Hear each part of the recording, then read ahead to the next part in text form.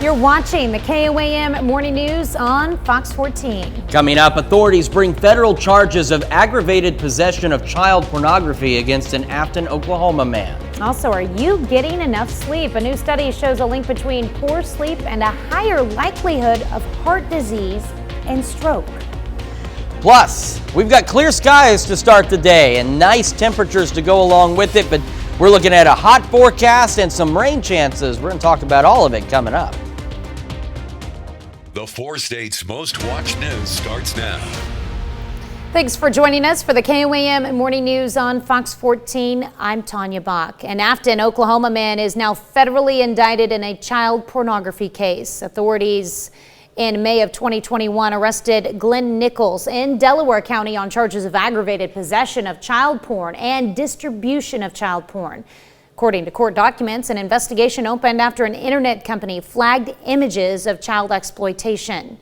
A judge sentenced and convicted Nichols to 10 years, and last week, prosecutors charged him in federal court because the victims are members of the Cherokee tribe. Family and friends of Terrell Brooks Ellis II stood outside the Ottawa County Courthouse on Thursday to get justice for the inmate who died in custody in 2015. Ellis's mother, Shelley Bliss, filed a lawsuit against the Sheriff's Department in 2017, which is still in the court system and not resolved. In the lawsuit, Bliss alleges the nurse working for the jail did not provide medical care for her son. We are here to protest all the deaths and that happened in Ottawa County, and this is also to help people that have been victimized here.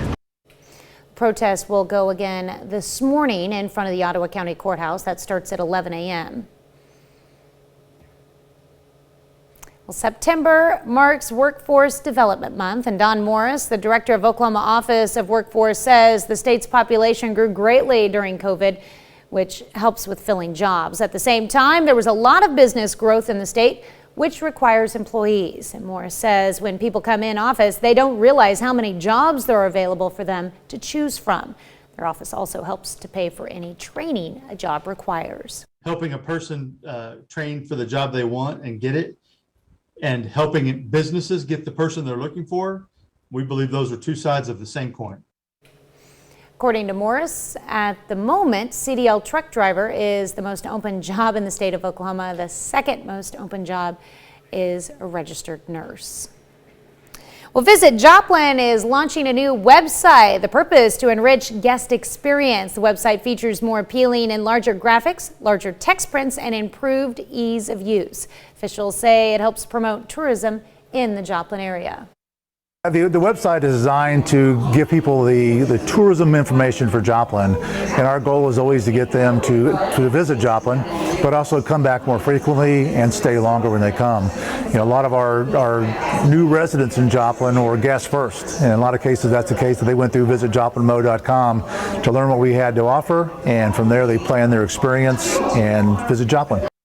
Officials say the website is active, working, and free for all to use. You can find it at visitjoplinmo.com. Well, murals are something drivers will almost always stop by to look at. Neosho offers this form of art on its pavilion, and the one you're seeing now was created by a Neosho resident herself. Now, these murals symbolize activities in Big Spring Park. The murals represents what the parks offer. They are painted. On the murals have disc golf person playing disc golf. There's so many things that the parks offer. It offers disc golf, it offers fishing, it offers swimming. The artist spent several weeks, including in the hot month of July, to finish those murals. Yeah. It's still hot. It's still quite hot. So fascinating thing about that one mural is what Neosho did is that's actually an old gas station canopy that they had brought to the park, and then the artist painted the mural on it. So I mean, it's a great I can't think of the right word. It shows way recycling. to repurpose something. Yeah. It's a great way to recycle something, and it goes to show there's a number of things around the area that you may look at and go, I guess we'll just have to tear that down, but maybe there is something else you can do with it. Yeah, provides a great source of shade. Yes, yeah, gas station canopies definitely do, and they're pretty good about keeping the rain out too, for the most part. But of course, it never rains straight down here. It usually rains, sideways or at an angle. So you got to be in the right place, but it works. It does its job. All right. Well, how about this date in weather history? Yeah, on this day, we're finally getting out of the hurricane theme, which had been going on for a while, but.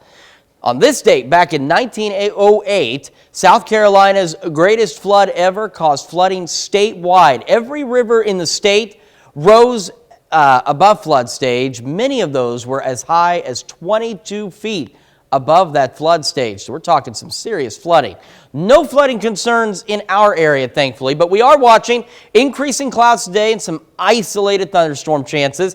We'll see some scattered storms on Saturday, and then we've got better chances of storms and rain as we head into Sunday and into the start of the next work week. Right now at 7th and Range Line, the sun's coming up. And they're very spotty, but we're starting to see a cloud or two more as the day goes on, and we'll see even more of them. 69 in the city under mostly clear skies. We've got decent temperatures around the area. 68 Yates Center, 65 in Parsons, 69 in Carthage, and 65 up in Stockton. Kids getting on the bus, which they should be doing right now. It's going to be about 66 degrees or so under partly cloudy skies. And as they head home, 91 and mostly cloudy. Going through the rest of your day, it's going to be another hot one. 87 by noon, 92 by 5, 86 by 8, 94 for the high. Thunderstorm chances this evening around football game time, but at point we want to stress, these are extraordinarily isolated. We're talking 1, 2, maybe 3 pop-up storms. So don't panic. Just do keep an eye to the sky if you're out at a game in case one of those storms pops up around you. Overnight low of 71, mostly cloudy skies as we go through the rest of the night. And then we're watching isolated to widely scattered storm chances on Saturday with a high of 98, and then 96 on Sunday with better storm chances. And it stays hot for at least a couple more days, but the rain doesn't go away. We're going to talk more about that here in just a few minutes on how much rain we might see and how long it's going to stick around. All right. Well, up next, if you think you've ever had a rough first day of school, wait until you meet Emma Egler. Now, this college freshman was struck by lightning. We'll have her incredible story. And later, stories about dogs saving the day are pretty common, but we've got the story of a heroic cat who saves its owners. You're watching the KOAM Morning News on Fox 14. A good night's sleep and Health Watch this morning. A good night's sleep could be life-changing. And is your dog at risk for dementia? Trinity Chavez has a look at some of the day's top health stories. A new study published in Scientific Reports finds cognitive function declines as dogs age. For dogs older than 10 years, the risk of developing canine cognitive dysfunction, or CCD, increases by more than 50% with each added year of life. Animals affected may show memory deficits, loss of spatial awareness, altered social interactions, and sleep disruption. Researchers from the European Society of Cardiology found that poor sleep is associated with a higher likelihood of heart disease and stroke. The authors estimate that 7 in 10 of these cardiovascular conditions could be prevented if everyone was a good sleeper. The study showed 9 in 10 people do not get a good night's sleep. In a small first-of-its-kind study, researchers from City University London found new fathers felt isolated and a sense of loss because of restrictions on maternity care brought on by COVID-19. But changes to daily living during the pandemic helped family relationship building, which improved long-term father-baby bonding. Those are some of the day's top health stories. Trinity Chavez, CBS News, New York.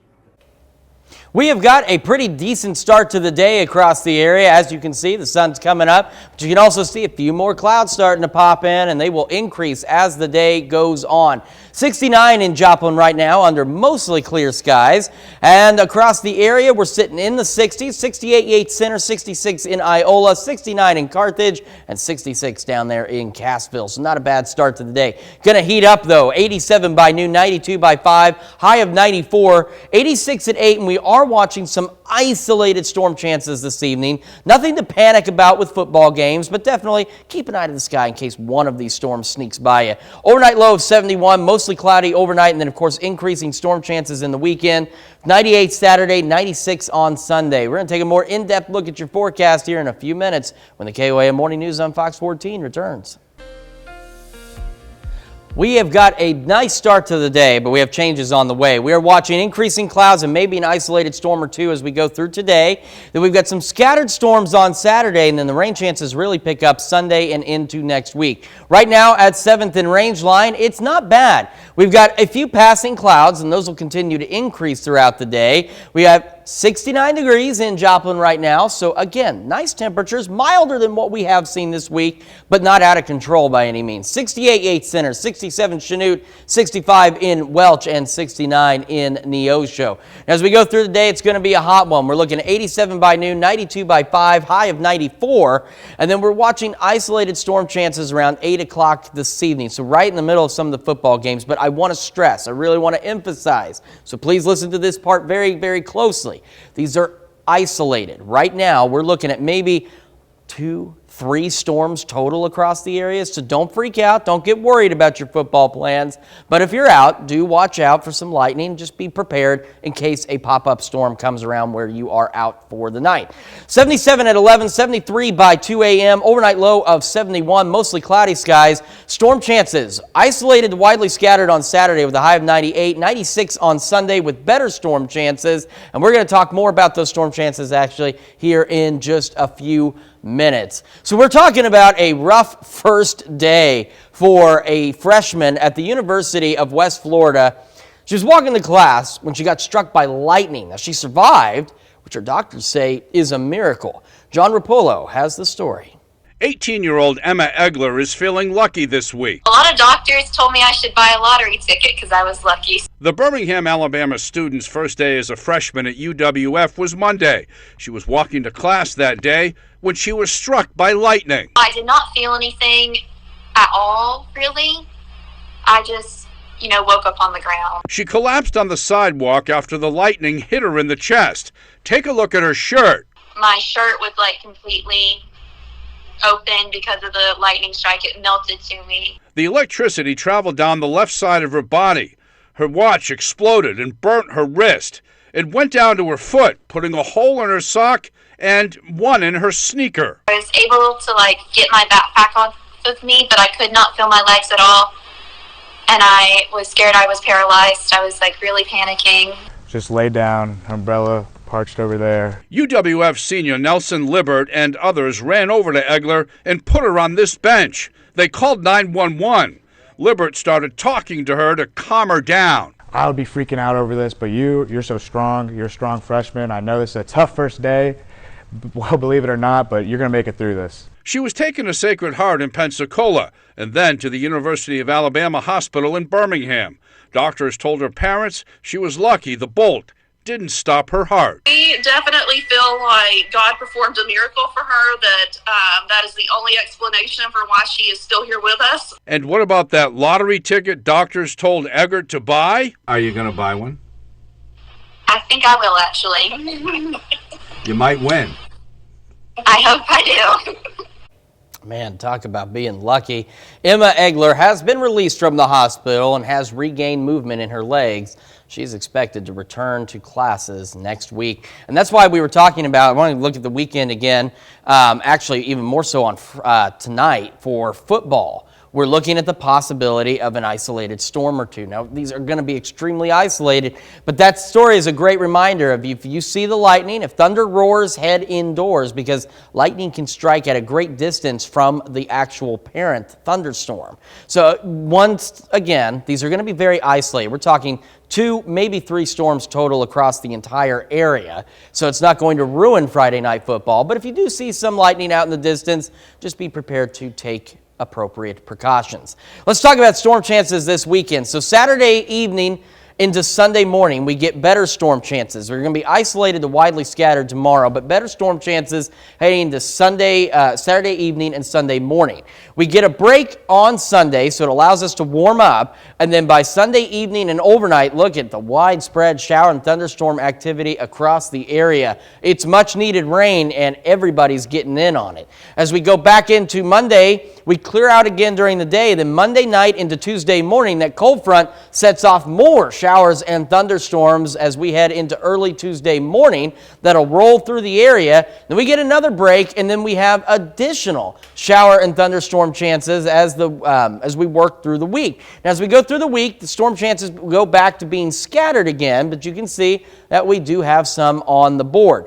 The rain chances for now have been reduced a bit from what we saw yesterday, but they will continue, of course, to be refined as we get closer to the rain event and the rain that we do see next week. But we're looking upwards of maybe a ½ inch to an inch of rain across the area. Heat index values are something we're also going to have to contend with because, as you can see, they're going to be a couple of degrees above what the actual temperature is. But when we get an actual temperature that's getting a bit warmer, that means that heat index, even if it's only a degree or two higher, it's going to be pushing close to 100. So do make sure you're taking appropriate precautions outside. Heading into the long range, you can see where the rain does stick with us through most of next week. Brings the temperatures down after Monday. We're looking at lower 90s and maybe even some upper 80s as we wrap up next week, with overnight lows just kind of hanging around 70 degrees. So not bad overnight and some much needed rain on the way. More of the KOAM Morning News on Fox 14 is coming your way after this. It's time to honor today's four-state hero, Christopher Pursley. Specialist Pursley served in the Army from 2002 to 2004. He served in Afghanistan, Iraq, and Africa, and during his service he earned a Good Conduct Medal among several other medals. And native of Carthage, Missouri, we thank you, today's four-state hero, Christopher Pursley. Well, this morning we're discussing the return of corporal punishment. The school district in Cassville bringing back spanking as a form of punishment. The school adopted a policy this year of, quote, swatting buttocks with a paddle if other forms of punishment have failed and parents have opted in to allow it. Despite school officials saying this would be a last option, some parents do not agree with the decision. One parent said if a child is going to be punished, it should be up to the parents. Another said he didn't see a problem with corporal punishment. As of 2016, school corporal punishment was legal in 19 states. Missouri and Kansas both allow for the option, as does Oklahoma, though it is rarely used in the state. And the option is up to individual districts in Arkansas. And that brings us to our question to you. Would you allow a school official to spank your child, yes or no? So the yes side was winning earlier, but it's now 47% yes, 53% no. Still a pretty even split. So make sure you vote online through our app. Take part in discussion on our Facebook page. All right. Well, there are a lot of stories about heroic dogs saving the day for their masters. But cats can be heroes too. Drew Mickelson has the proof. It's like you're camping all the time. Suzanne Featherstone loves being surrounded by nature in her home tucked in the woods above Olympia. Our hero, Meowly. But her indoor house cat, named for her owl-like eyes, Meowly. I like to say she's the cat who knows how to say her name. Oh, poor kitty. Is the top-ranked animal around here these days. On the left up there.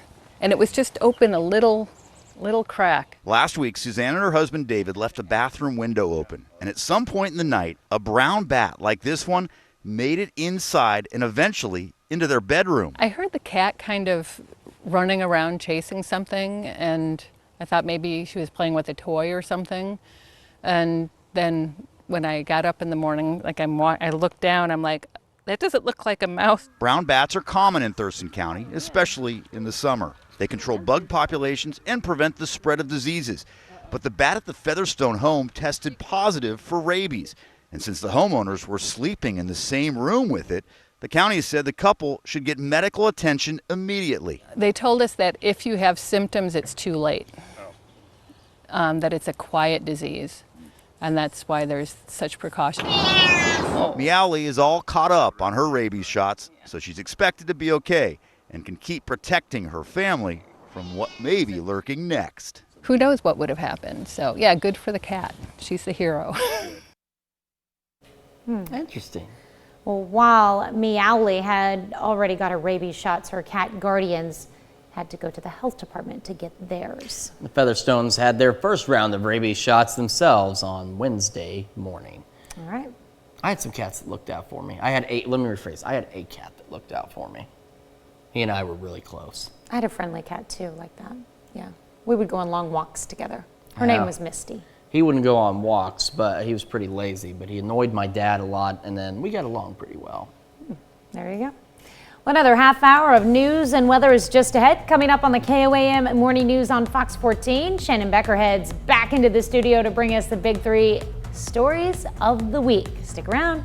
And KOAM's own Amber Jenkins takes us to the Cox Cemetery in Joplin as the historic graveyard gets a well-deserved makeover. You're watching the KOAM Morning News on Fox 14. We'll be right back. State's most watched news starts now. Welcome back to the KOAM Morning News on Fox 14. It's currently 7:29. Let's take a look at today's top stories. An Afton, Oklahoma man is now federally indicted in a child pornography case. Authorities in May of 2021 arrested Glenn Nichols in Delaware County on charges of aggravated possession of child porn and distribution of child porn. According to court documents, an investigation opened after an internet company flagged images of child exploitation. A judge convicted and sentenced Nichols to 10 years.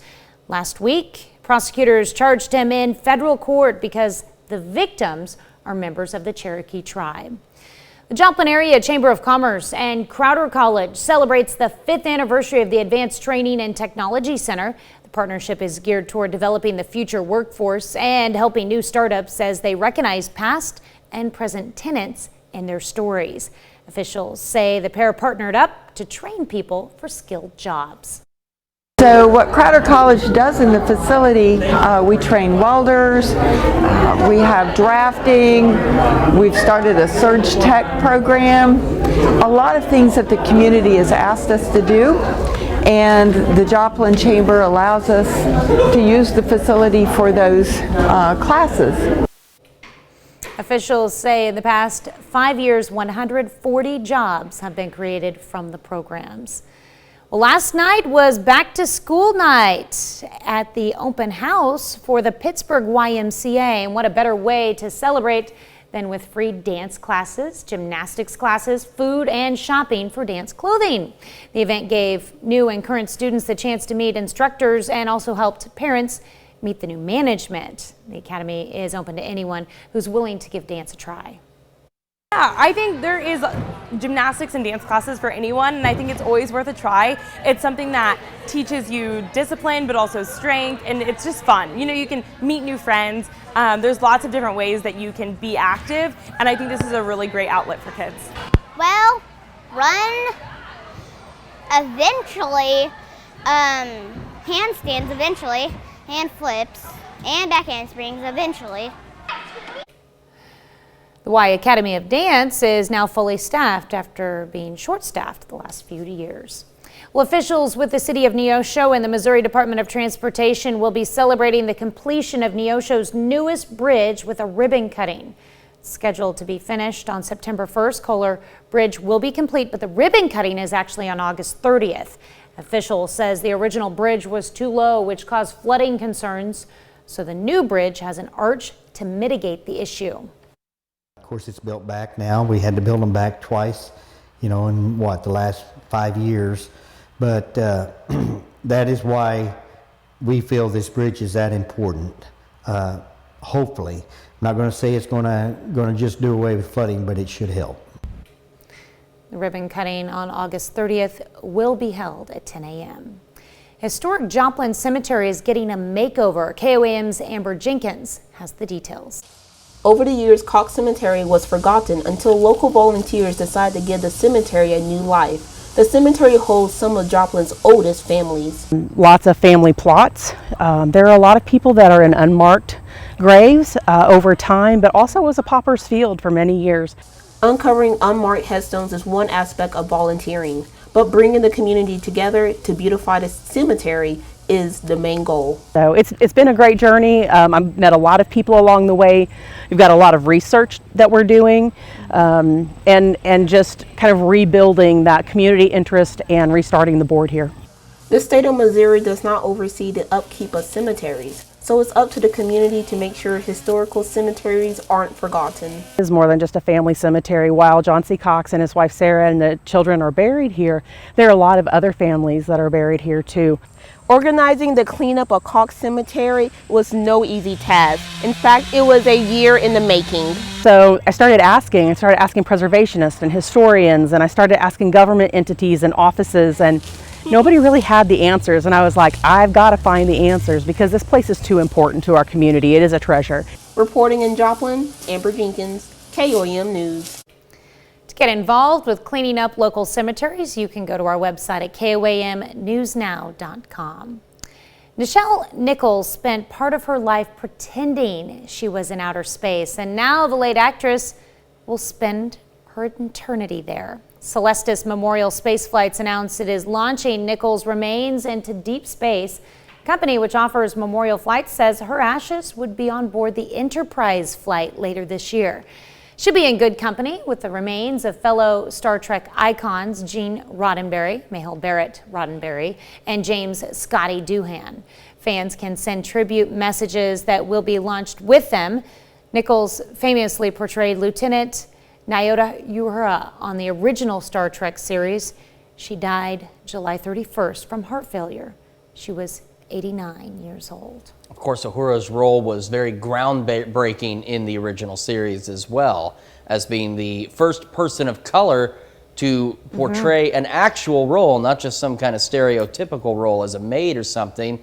In fact, there's a really cool story where she was actually ready to quit the show just because things were not going well on her end. The network wasn't treating her well, things like that. And she ran into Martin Luther King Jr., who convinced her to stay on the show because of the role she had. And he reminded her that by definition, and the way the bridge command was structured, she was 5th in command of that ship. And she did a lot more than just sit there and say the hailing frequencies are open. So, I'm a big Star Trek fan, I've told you 100 times, so very, very cool that she's gonna be able to go up there into actual space. Yeah, and the name of the flight, did you hear that part? The Enterprise flight. That's just awesome. Yeah. Absolutely awesome. Real quick check of the forecast. Right now we still have the clear skies, but you can see off in the distance some building clouds. Temperatures are nice to start the day, 69 in Joplin under mostly clear skies. Temperatures looking pretty good across the area as well, still in the 60s. Things are slowly warming up, and as we go through the day, it's going to be a hot one today. 94 for an afternoon high, watching an isolated storm or two this evening. Shouldn't be anything too concerning. Overnight lows tonight, 71, dropping back through the 70s and under mostly cloudy skies. And the weekend, we are watching isolated to widely scattered storms Saturday, 98 for the high, and then Sunday, better storm chances, especially as we head into Sunday evening, 96 for the high. And a quick check of the 7-day forecast shows where those rain chances actually hold on to us through all of next week as well. And they bring the temperatures back down to lower 90s and upper 80s, with overnight lows hovering right around 70 degrees. We've got more of the KOAM Morning News on Fox 14 right after this. Welcome back. We've got Shannon Becker in studio again to highlight the big 3 stories of the week. Yep. What's online on our website, KOAM News Now. And when I'm out live, here it is, number 3 this week. We were in Miami, Oklahoma. It was late the other night as 5 inmates, what we learned now from Sheriff David Dean, is that they were upset over a phone kiosk that was broke over the weekend and it wasn't repaired yet. So then they kind of stirred things up. 3 pods were actually kind of a disturbance, you could call it. 1 person was transported to a hospital with non-life-threatening injuries. I think they got sprayed with some pepper spray, perhaps. So that's the Ottawa County Jail. More details if you want to read and see images, KOAM News Now. Our number 2 story, most watched, most talked about, most shared online. It's the C-17 flyover at Baxter Springs. He's an alumni of Baxter Springs High School, a native of Baxter Springs. He's an Air Force pilot, and he took a couple of, what do you call that? A couple of rounds around the town, maybe? I don't know. Yeah, there you go. Passes. That's what it is. Right down military. It was super, super cool. The C-17. Down military. How fitting. Yeah, I know. C-17 is one of the biggest planes in the Air Force, like the C-130. This is huge. It was at 1,600 feet, so everybody in town could feel it. It was really, really neat experience. Pretty neat. Yeah. And our number 1 story, Joplin News First. Well, get ready to dial. It's coming up this morning at 10. Garth Brooks is going to be at the Thunder Ridge Outdoor Nature Arena. I might have said that right. I might have mixed up the words somehow. But anyway, it's Bass Pro Big Cedar Lodge. The big outdoor arena is expanded now from 10,000 to 50,000. Wow. And it's October 1st is the concert. Tickets will go on sale today. It's really amazing looking. It overlooks Table Rock Lake and then in the distance, the Boston Mountains in northwest Arkansas. I mean, that's It absolutely really is a stunning. beautiful view out there, Stunning. for So sure. Garth Brooks will first big concert there coming up in October. And then our bonus story of the week, the Ewart Park stabbing happened a couple of weeks ago, but now the man has been charged with armed criminal action. He's a 23-year-old man from Joplin and listed as homeless by the Joplin Police Department. If you remember July 4th last year, there was a man also listed as homeless in a different incident, obviously, who was convicted, he pled guilty to the stabbing, and he got 11 years in prison. That was just a couple of weeks ago as well. So Ewart Park, I know there's a issue with homelessness there, and they've done a couple of sweeps through the park recently, even arresting people for loitering after hours. Joplin parks do close 30 minutes after dark. And that's your big three, KOAM News Now and Fox 14. All right, and join Shannon here every Friday as he highlights the big three of the week. And again, you can find all these stories on our website at KOAMnewsnow.com and find out where Shannon's going to be next. Yeah, I'll be out there. All right, well, thank you, and have a great weekend. You too. We'll be right back. Consumer Watch this morning, authorities in California voted to require all new cars, pickup trucks, and SUVs to be powered by electricity or hydrogen by the year 2035. The move from the state's Air Resources Board could reshape the U.S. auto market. The plan would allow California residents to continue to buy, sell, and drive existing gas-powered vehicles. Elon Musk's SpaceX Starlink satellite unit and wireless carrier T-Mobile are teaming up in an effort to eliminate so-called cell phone dead zones. Those are spots where there's little or no cellular coverage. At the SpaceX rocket facility in Texas Thursday, the companies announced they will provide cell phone users with network access by connecting phones directly to satellites in orbit. That would cut the need for cell towers in locations that lack them. SpaceX has launched nearly 3,000 low Earth orbiting Starlink satellites since 2019. In Lansing, Michigan, workers at a Chipotle Mexican grill restaurant voted to form a union. The move would make the outlet the first U.S. Chipotle location to unionize. Clean energy is a diversity problem. That's according to research done by a coalition of energy organizations. One organization is working to break down barriers and make the green economy more inclusive. Daniel Bacchus has the story. Getting into this field, just do it. Don't be afraid. Clyde Ellis didn't know much about the clean tech industry. Originally, I came from gas and oil, from petroleum. So I was working in the refineries. But a workforce development program through the Los Angeles Clean Tech Incubator, known as LACY, changed his career path. I saw an opportunity first as money, as an opportunity to really make a good living, but then I also thought about some of the things how I can help my environment. He's now a field services manager with Charger Help, technology solutions to maintain electric vehicle charging stations. But when it comes to clean energy jobs, there's a lack of diversity. Racial and ethnic minority groups represent 4 in 10 U.S. clean energy workers. Women represent less than 30%. We're trying to remove those obstacles. Matt Peterson is the CEO of LACY. LACY programs not only train clean energy workers, but helps diverse entrepreneurs develop their ideas, secure funding, and gives them space to pilot their solutions. This is almost like a think tank. Yeah, it really is. Yeah. And we've had investment deals happen in the hallways. Josh Aviv's company Spark Charge developed the world's first mobile and intelligent on-demand electric vehicle charging network. Based on the East Coast, LACY provided financing that helped with their West Coast expansion. A lot of early stage companies need to get off the ground. They need that first check in the door. They need that first validation, from a program partner. And I think LACY brings that to the table in a very unique way. A way that helps grow the green economy and make it more inclusive. Danya Bacchus, CBS News, Los Angeles. We'll be right back with more after this, but first, let's take a look at the market prices before the opening bell.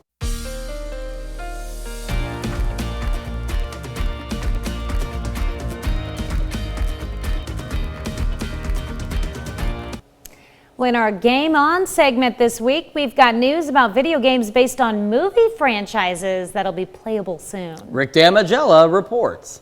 Fear is the little death that brings total obliteration. A pair of new games with Hollywood history were announced at the Gamescom convention in Germany. Dune Awakening is an open-world survival MMO pitting thousands of players simultaneously in a battle for control of the planet Arrakis and beyond. There's no release date yet for when the sleeper will awaken, but the game is headed to PC, the PlayStation 5, and both current generations of Xbox consoles.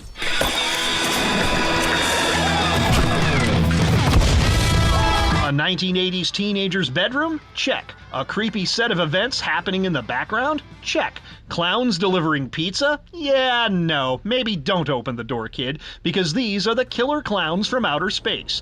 The cult classic horror yarn gets a new video game adaptation, letting gamers fight off the clown-faced menace on PlayStation, Xbox, and PC starting in early 2023. Unforgivable curses are so named for a reason. A spell that could save your life shouldn't be unforgivable. Gamescom also revealed a new look at Hogwarts Legacy. The open-world action RPG is based in the wizarding world of Harry Potter, but during the 1800s, long before Harry, Ron, and Hermione attended the school. Gamers can expect their letter to attend Hogwarts Legacy February 10th, 2023. Waiting for my owl in Hollywood, I'm Rick Damigella. Could be.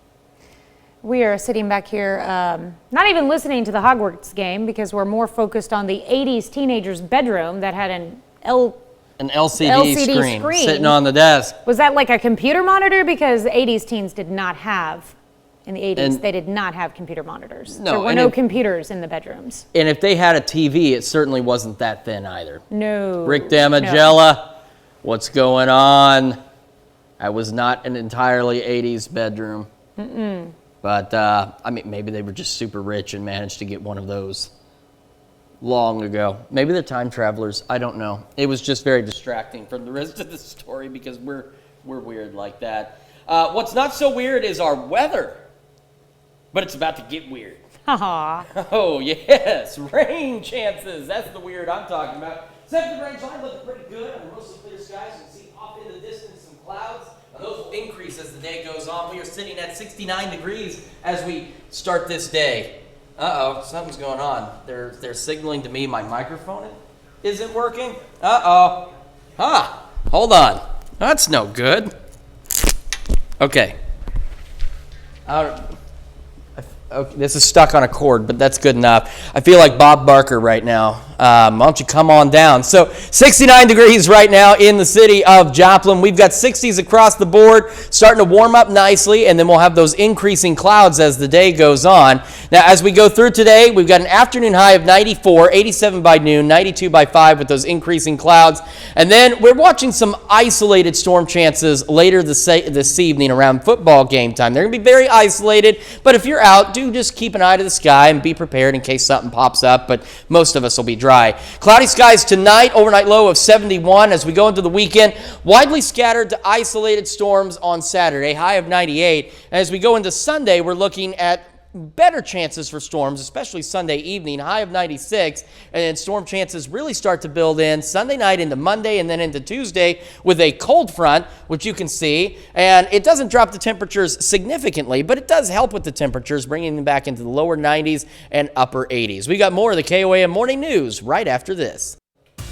Welcome back to the KOAM Morning News on Fox 14. Here's what's happening today. A redacted version of the Mar-a-Lago search warrant affidavit is to be made public today. The judge who signed off on the warrant ordered the Justice Department to release a version of the document that omits the sensitive details such as the names and witnesses and investigators.